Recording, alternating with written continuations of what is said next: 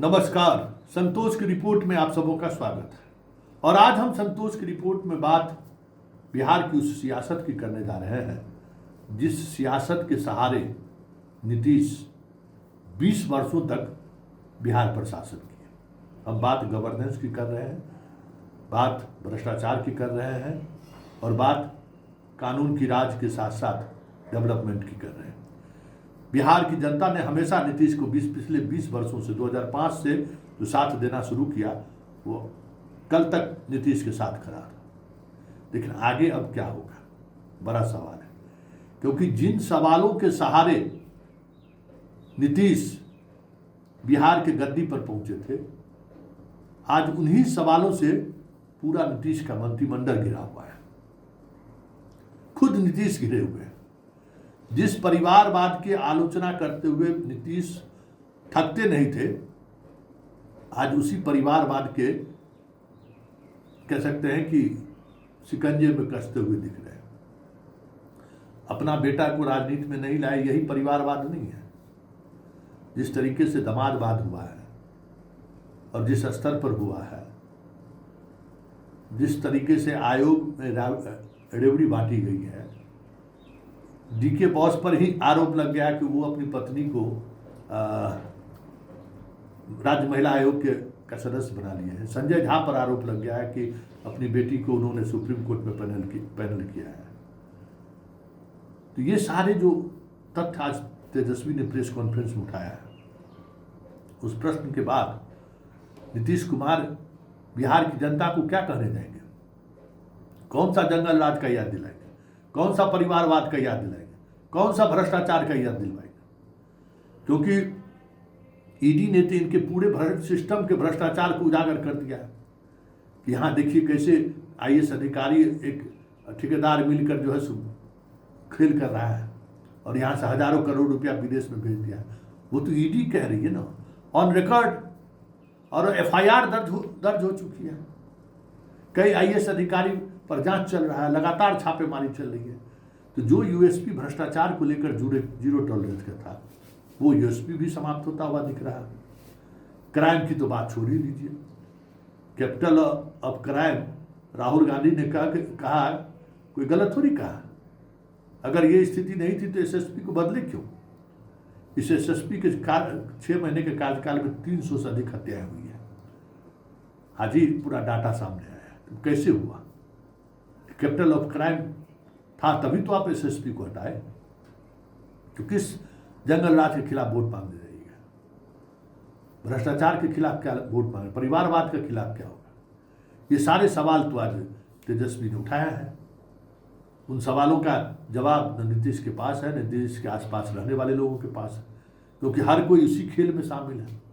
लूट सको तो लूट। जिला मुख्यालय नहीं, प्रखंड मुख्यालय से लेके सचिवालय तक एक ही खेल चल रहा है। या तो अधिकारी अपना कॉलर चमका रहे हैं, कुछ ऐसे अधिकारी हैं जो अपने आप को सुपर सीएम समझते हैं। हाँ, जनता के बीच जाते हैं। उनका उस तरीके के अधिकारी भी अपनी मनमानी उस तरीके से चला रहे हैं। दूसरे अधिकारी मूड़ी गरा के लूटने में लगे हुए हैं। मतलब हर कोई अपने अपने तरीके से चीजों को दिखा रहे हैं कि हम क्या है। मतलब अंतिम चलने के बेला में जो कुछ होता है ना, कुछ वैसा ही लग रहा है। मंत्री गाड़ी चला रहे हैं, डीएम बैठ के चल रहा है। बताइए, यही सब हो रहा है, यही सब होने जा रहा है।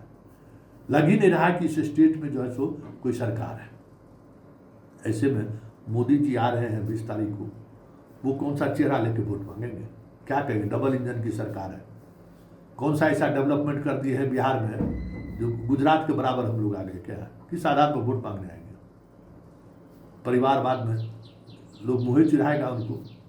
जंगल राज कहेंगे तो मुँह चिढ़ाएगा। भ्रष्टाचार की बात करेंगे तो मुँह चिढ़ाएगा ना। सब कुछ तो डबल इंजन की सरकार में चल रही है और सब कुछ चीज़ें आपके सामने हैं। तो किस मुँह से आप वोट मांगेंगे? लेकिन एक बड़ी बात है, जो अराजकता देखने को मिल रही है और जिस स्तर पर अराजकता दिख रही है, आने वाले समय में पूरी सरकार मोदी और शाह खुद कंट्रोल करने लगे बिहार का, तो कोई बड़ी बात नहीं होगी। क्योंकि अब कोई गुंजाइश नहीं बचा है। जिसको जैसे मौका मिल रहा है लूट रहा है, और ये अराजकता मोदी नीतीश के साथ है, इसलिए वो भी उतना ही भागीदार है और जनता उनसे भी सवाल करेगी। ये तय मानिए कि इस चुनाव के 2-3 महीने के बचे हुए हैं, इस दौरान जो भी अराजकताएं सामने आएंगी उसके लिए मोदी और नीतीश दोनों जिम्मेवार होंगे, मोदी शाह दोनों जिम्मेवार होंगे। इस बात को वो मोदी और शाह समझते भी होंगे। तब देखना दिलचस्प होगा कि जिन सवालों को तेजस्वी ने आज उठाया है उस पर नीतीश क्या करते हैं। अगर नीतीश की मानसिक स्थिति थोड़ी भी ठीक रहती है, हमको लगता है उन तक अगर ये बातें पहुंच जाए तो फिर तो खेला हो गया, लेकिन अब तो वो स्थिति ही नहीं है। तो जरा सुनिए तेजस्वी कितना गंभीर आरोप लगाया है नीतीश शासन पर या डबल इंजन की सरकार पर। और ये वही दौर है लालू के शासनकाल का जो अंतिम दौर था ना, 2000 से लेकर 2005 के बीच का, जिसको जैसे मन हो रहा था सब अपने दोनों हाथ से लूटे जा रहा था, वही स्थिति देखने को मिल रहा है। चलिए सुनिए तेजस्वी का सवाल और समझिए कि नीतीश और मोदी की डबल इंजन की सरकार किस तरीके से बिहार में चल रही है, क्या अराजकता है। जरा सुनिए तेजस्वी के बयान के सहारे, सुनिए और समझिए। मुख्यमंत्री जी से अपील करते हैं कि समर्पित जमाई आयोग का गठन किया जाए।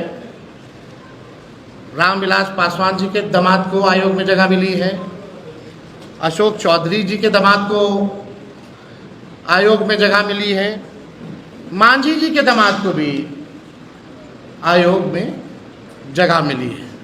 अब आप देख लीजिए, यानी और कोई सक्षम लोग नहीं है। और ये तो छोड़िए, जो डीके बॉस का जो हम कह रहे थे, अब महिला आयोग में सदस्य के तौर पे उनकी पत्नी को बनाया गया है और कैटेगरी है गैर सरकारी यानी शिक्षाविद। क्या बिहार में और कोई शिक्षाविद नहीं है इनके अलावा? कोई और बिहार में पढ़ा लिखा नहीं है क्या इनके अलावा? और बड़ा इंटरेस्टिंग चीज़ है, इन्होंने अपने पति का नाम नहीं लिखा है, अपने पिता का नाम लिखा है, यानी छुपाने की कोशिश की गई है। यानी चोर के दाढ़ी में तिनका। अब मुख्यमंत्री अचेत हैं या वो करवा रहे हैं, ये तो मुख्यमंत्री जी को जवाब देना चाहिए। जो दलित विरोधी लोग हैं, जो अति पिछड़ा विरोधी लोग जो है, जो अल्पसंख्यक विरोधी लोग हैं, आज पूरा वही वैसे ही सोच के लोग जो है सचिवालय पे कब्जा कर चुके हैं। ये इतना गंभीर मामला है। भाजपा के जनता दल यूनाइटेड के कार्यकर्ता बेचारे इंतजार करते रह गए कि हमारा नंबर कब आएगा, हमारा नंबर कब आएगा। वैसे निष्ठावान कार्यकर्ताओं को जगह नहीं मिली है। और प्रधानमंत्री जी आते हैं, परिवारवाद के बारे में बड़ी बात करते हैं, बड़ा जिक्र करते हैं, परिवारवाद हो गया, परिवारवाद हो गया। अब बताइए कौन क्या कर रहा है? छुपा छुपा करके किया जा रहा है, मलाई खिलाया जा रहा है, रेवड़ी जो है बांटा जा रहा है।